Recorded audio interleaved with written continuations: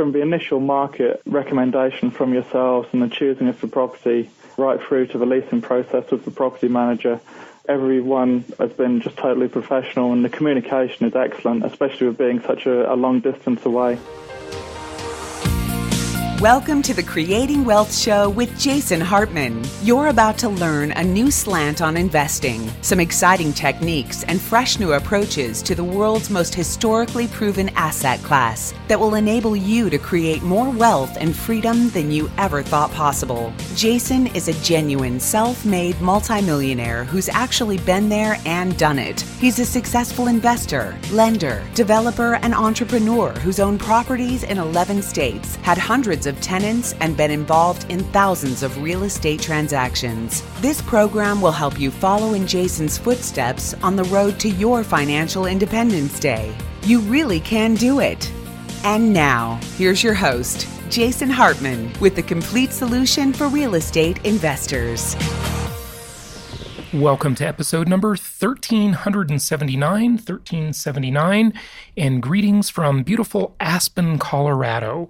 It is so gorgeous outside, and many of my friends are out there skiing, and I got sick on the way here. I guess my body didn't like the temperature adjustment from a Caribbean cruise for the last 8 days to 19 hours at home in Florida, where it was kind of cold, and then coming to Colorado, which was, well, even colder. It's like, what's the temperature out here? It's actually a toasty 25 degrees outside right now, but it is beautiful. Okay, so today we're going to talk about how to rock the recession.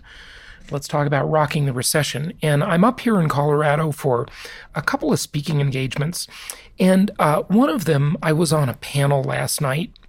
And this is a group of, very sophisticated people I'm speaking to, and really a high-level group. And I'll tell you, we did this panel that was really fascinating. It was a bulls and bears panel talking about the future of housing. Is housing in a bubble, or is the party going to continue, right? And what do you think I argued for? I argued for the bulls, right? And most of the room was bulls. I'd say about 75% of the room were bulls and about 25% of the room were bears. How do I know this? Well, because everybody had a two-sided paddle. They held up the paddle showing which side they were on. And then throughout the debate by both sides, there were 3 bulls and 3 bears on the panel, so 6 of us debated away. And they would hold up their signs to see if they changed their mind. And nobody really changed their mind too much. It seemed like about the same number of bulls and bears, even after we all talked. And, that just probably goes to show us that everybody sort of believes what they believe, and that's what they're going to believe. And, forget about trying to convince anybody, right? Here's the thing I found very interesting. As people, we are amazingly good at deluding ourselves into things that aren't correct. Let me give you an example. And it's one of the things I called out to one of my opposing panelists. We kept talking about multifamily housing and apartments and how they're overpriced. And the primary metric they're using to evaluate whether or not they're overvalued is, guess what I'm going to say? You probably know what I'm going to say. It is crap rate. Yes, the crap rate, the capitalization rate. I'm misspeaking just to show you my snarky sarcasm with a little brain fog attached due to not feeling so well. But the crap rate or capitalization rate is a faulty metric. Why is it so faulty, especially right now?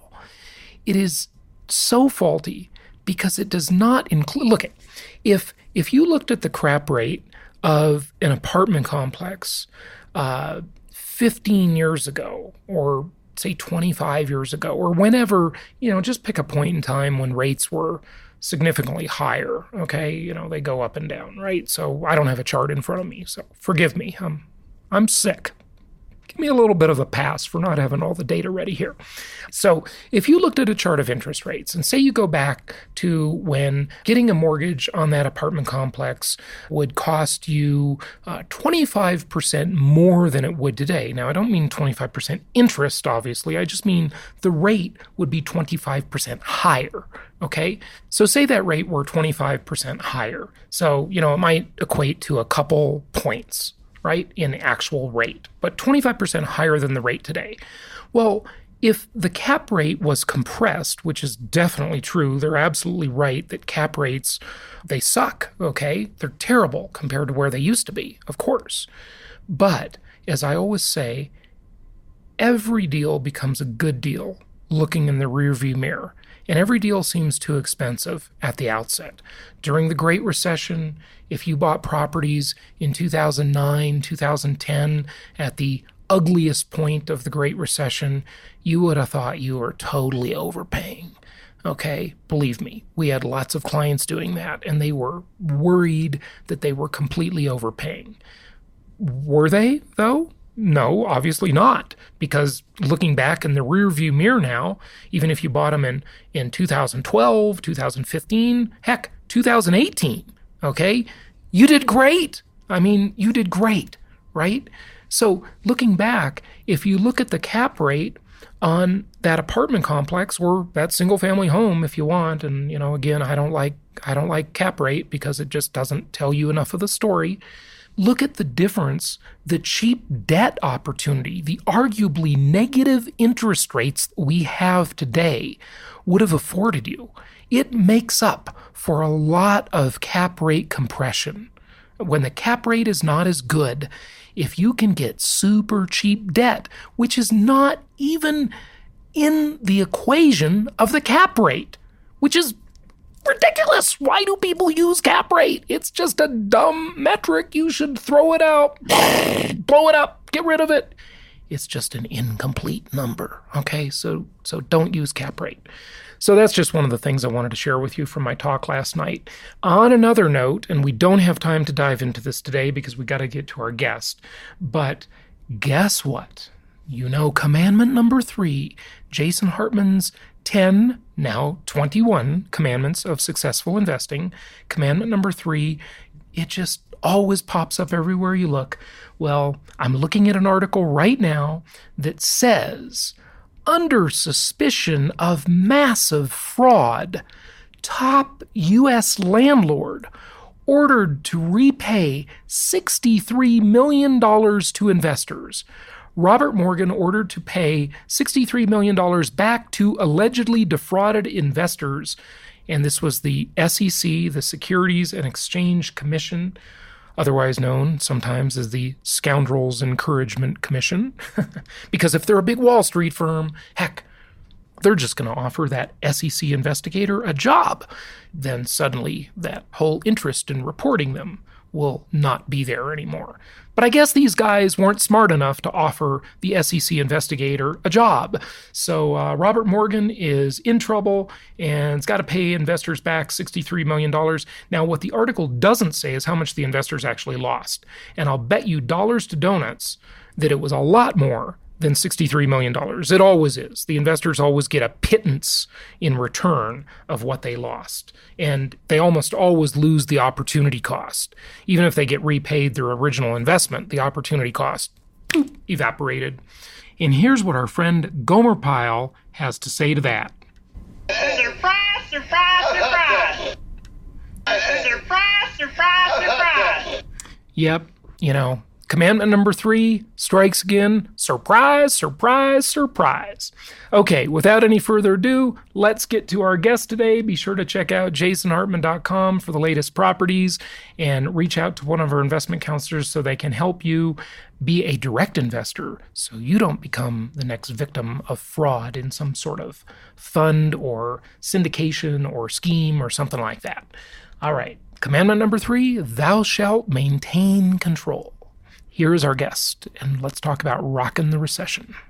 It's my pleasure to welcome Jonathan Slane to the show. He coaches high-growth leadership teams across the United States. to implement the Entrepreneurial Operating System, otherwise known as EOS. And there's a well-known book entitled Traction, which I have read and I'm a fan of.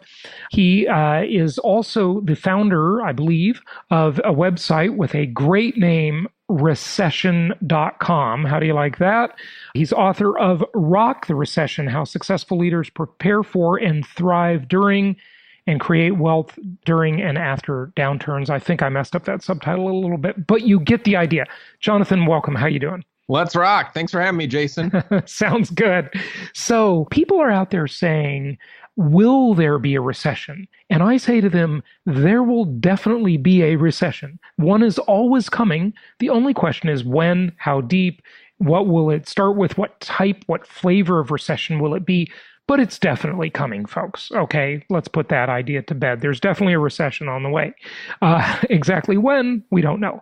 But how can we prepare for a recession, not just in terms of battening down the hatches and, being defensive, but as a famous football coach once said, the best defense is a good offense.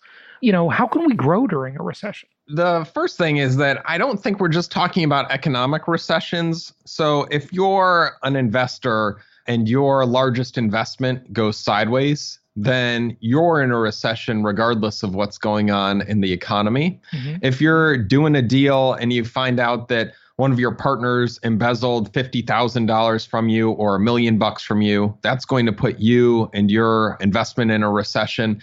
And so a lot of these things, or if there's a regulatory change, like has happened in many states recently, you could be in a recession agnostic of anything going on in the greater economy. And so I gotta ask you about that one. Are you referring to my former home state, the Socialist Republic of California, and their crazy? I mean, is California trying to commit suicide, or it's like nuts what they're doing? I mean, so people have always said that, but I'm referring specifically to rent control and the new killing of the gig economy through AB5 regulation. That is nuts. It's like just chase people out, I mean, what were you talking about? Not California, I guess. Well, no, I was talking about California. It was a different regulation that recently passed the legislature outlawing single-use plastics. And so for one of my clients that's in that business, all of a sudden their entire business model will have to change. The whole point of Rock the Recession, though, is how could you take advantage of some of these regulatory changes? If you were the one company that was really thinking about what you could do if that rule was ever to pass, if you could somehow leverage all the chaos that's created in order for that to be a big break for you. That's what the book is really about. I know that the common thing, Jason, is that for recessions, what you should do is you should cut overhead and you should cut expenses and you should fire people and just try to survive. Right. That book had already been written. My interest is a lot more in what would we need to do now as investors or business owners or entrepreneurs to be able to thrive in a recession, since those opportunities only come around once every 7 years. And in fact, we haven't had one in a little bit over a decade now. I think we're getting right. I miss it. I love me a good recession. There's a lot of opportunity in recessions. And, as a little aside, and I've said this often, and I think you'll be interested in this idea, is that I think a booming economy is really bad for human character. Everybody stops appreciating their customers. They just stop being grateful. It's all too easy. And all these sleazy people come out of the woodwork and, it's just, a recession is a cleansing in a way, right? It cleans out the bad apples to some extent. It's like the forest fire for the economy. A forest fire is good. You need them every once in a while because they create a lot of new mineral deposits and, just cleans things up. Yeah. And I think what I'm seeing is a lot of complacency. Mm-hmm. And I'm guessing a lot of our audience may have started their business, may have started investing within the last decade. That means they've never actually even been through a recession. Yeah. And so for us, it's like, what could we do now if we've never had that experience to get ready so that we could be looking forward to it so that we could pounce when it actually gets here? Right. And, you are so right. I remember years ago when I was in the traditional real estate business, I was always pretty willing to spend money to grow. I've never been too terribly conservative or cheap about that. And when you spend into a recession, that's when you really can increase your market share because there's this vacuum where your competitors are just sitting on the sidelines, doing everything you said, cutting expenses, letting people go, et cetera, et cetera. And so that's powerful. On that point, though, Jason, what I wanted to say is that one of the stories I had the chance to interview Christy Hefner in the book, and she was I met her. Yeah. Yep. So Hugh's daughter. And what she was telling me is that you're exactly right. When it comes to spending in a recession, that's what Playboy was thinking about in the Great Recession, was that for every dollar they could spend on marketing, they knew they would get a bigger ROI. And I know that that's the podcast that we're on because people paradoxically spend less in recessions on marketing. They start to cut back there, even though everybody cuts back. And so if you do have the guts, the intestinal fortitude to spend more on marketing in a recession, you'll get a much bigger ROI. Those dollars go further, there's less competition, and so you can build market share.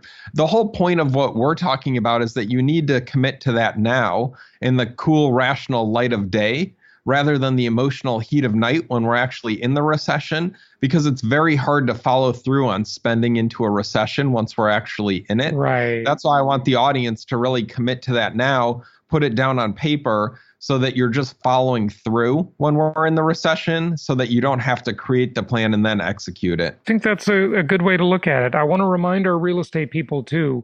Yeah, I know there's a lot of people doing good stuff with Airbnb properties right now, but Airbnb has never been through a recession. Every year of that company's existence has been an upswing in the economy. So just a word of caution. Okay, what can we do? Let's get down to some brass tacks here. What do we need to do? So decide now you're going to spend into it, right? You have a quiz on your website that's interesting. What are some of the questions we need to ask ourselves? The first thing would be, do you have a written plan for the recession? That's one question. Another one is, do you have enough debt available to you to be able to buy lots of good stuff in a recession? And that debt could be a line of credit that you have as a home equity line. It could be a business line of credit.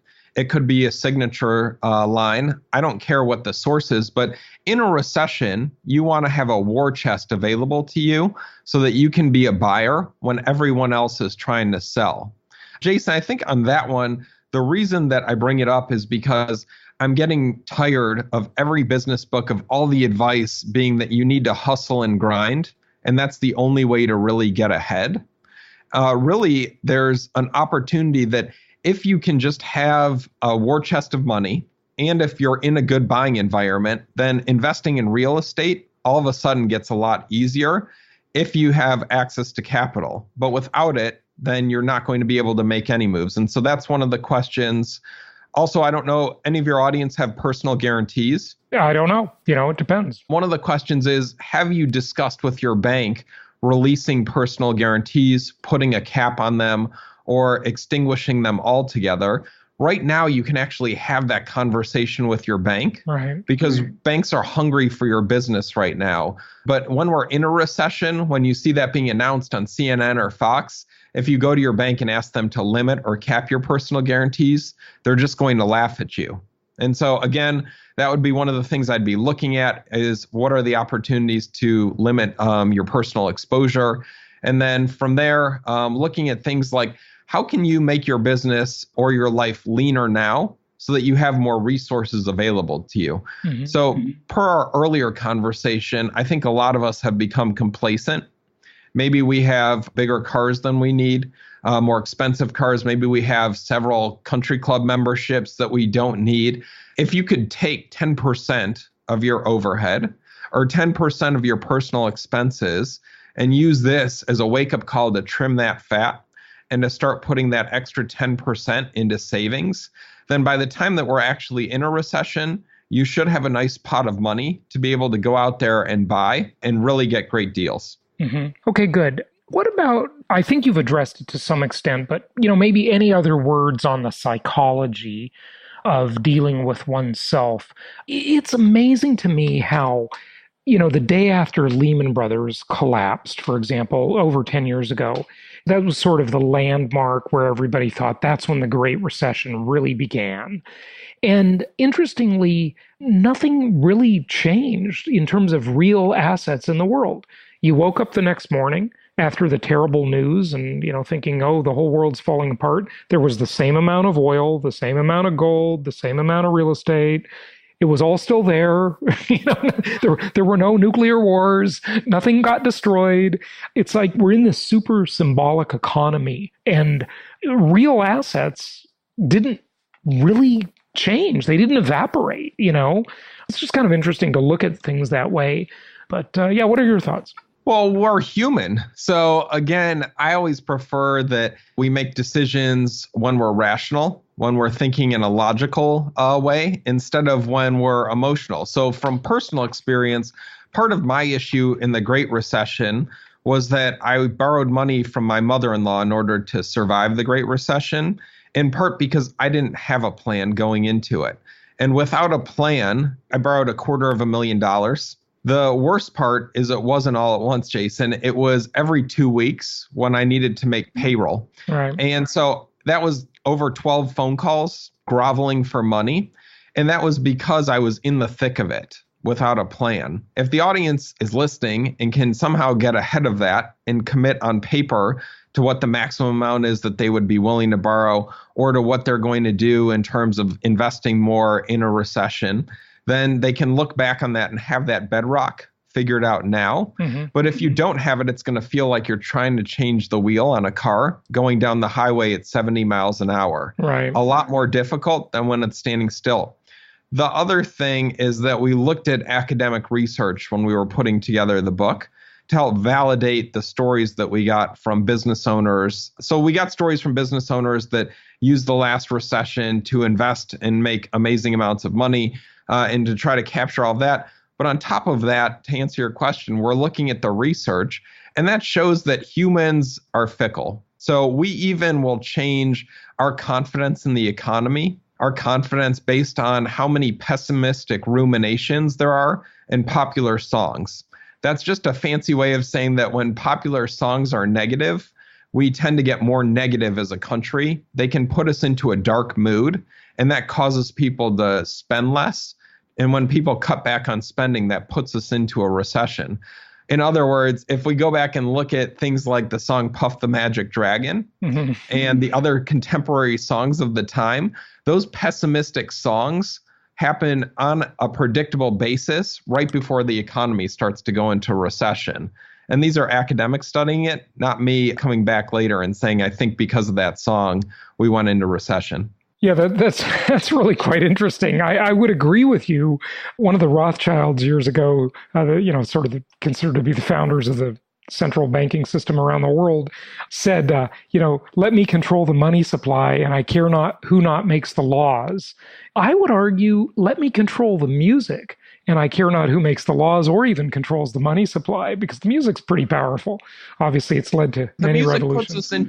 It puts us into a mood. Yeah, sure. And I think in the U.S., we definitely have a mood. So I'm always trying to think about what is our mood right now as a country and where are we going? I do think that in later 2020, with the big election coming up, that I don't know if we're going to have a full-blown recession. I do think that we'll have an event of some kind. In other words, I think that with the uncertainty surrounding the election, that we'll probably see a cutback in consumer spending. We'll probably see a cutback in what businesses are willing to invest. And when those two things cut back, it tends to lead us to a downturn and maybe even a full-blown recession. I do think, though, that if people are listening to us soon enough, that there is still time to be able to start saving up that war chest, making sure that you have your line of credit in place, making sure that you have access to capital so that you can go on a spending spree when we do get into the next downturn. I want to make sure people understand that, because you and I agree on this, and your advice and my advice is counterintuitive to many, but our advice is better, frankly, and that is borrow before the recession. Have the money out of your properties in advance, because during a recession, refinancing them will be difficult. So get control of that equity now before you need it. There's that old saying, the banker never loans money to you when you actually need it. They only loan it when you don't really need it. And so I think that's a really, really interesting point. Who are your customers and clients? I mean, obviously, people read your book and so forth. Tell us what you really do. Like, what's the business on the back end? So I'm a strategic planning consultant. I work with leadership teams of companies that are looking to double their revenue and or their profit over the next 3 to 5 years. So generally high growth companies that are looking for opportunities like a recession to be able to get tremendous growth. Mm-hmm. That's typically who I'm working with, and those companies are all over the United States, and just started with my first Mexican client. But looking at those, it's not the typical strategic planning. It's more looking at if we've already done the things to start to get our business in order, to start to have a repeatable business. Now, how can we take it to the next level? How can we really break through? And what does that look like? So it's the more creative ways for us to grow a business from 5 to 10 million, or 10 to 25, or 25 to 100. What do those situations tend to look like? And how can we make that happen? Can you share a couple anecdotes of those ideas with us? A lot of the times it may be that you're doing something that's really weird. So for a construction company, what does it look like if you invest heavily in your IT department? So for most contractors, it's just about building something. But if you can go from building a building to providing a service, like helping the buildings that you build be more energy efficient, then you've really created intellectual property that adds a lot of value for the people that you're building the building for. And so it becomes less of a transaction and more of an intellectual property service. And so for all of the audience out there, how can you take whatever you're doing and make it less of a commodity? You want to get out of being the same as all your competitors, but a little bit cheaper or a little bit more valuable, to making it so that your competition is just irrelevant. Like, what do you need to do to your business to make the competition irrelevant? Because you're the only place on the planet that they can get what you have. And so for me personally, there's a lot of people that do strategic planning consulting. There's not a lot that do strategic planning consulting through the lens of how can we use the recession as an opportunity for massive growth. And so if you're piqued by that idea and interested, there's only a few places on the planet to get it. And right now we're talking to one of them. Yeah, very interesting, very interesting. Many have heard those stories about how some of the great ideas, industries, and companies got their start during bad economic times. The movie industry, for example, really got its foothold during the Great Recession, or Great Depression, in the 30s. What do you say about that? Again, we want to look for disruption because that'll provide opportunity for the entrepreneurs that are savvy enough to find it. So for me, one of the things I'm thinking through for like Airbnb, what happens if that does go sideways? Mm-hmm. What can you be doing as an investor now to hedge if that were to go sideways? If Airbnb were to crash, what would you pivot to? Or what parts of the market would still be stable for Airbnb? Again, if they have a regulatory change by the government, or if Airbnb's board makes a change, then what can the audience do to capitalize? And then it's starting to think about creative, like what really happens in a recession. So we know that if you're investing in things like jewelry stores, you're probably not going to have a great ride in the recession, right? Because people are obviously going to cut back on discretionary spending, like buying diamonds. Yeah. However, things like veterinary clinics, those actually did fine in the Great Recession, because what we learned is people don't care if there's a downturn in the economy. They're going to spend whatever they have to keep their pet healthy. Mm-hmm. And so they'll put that on a credit card.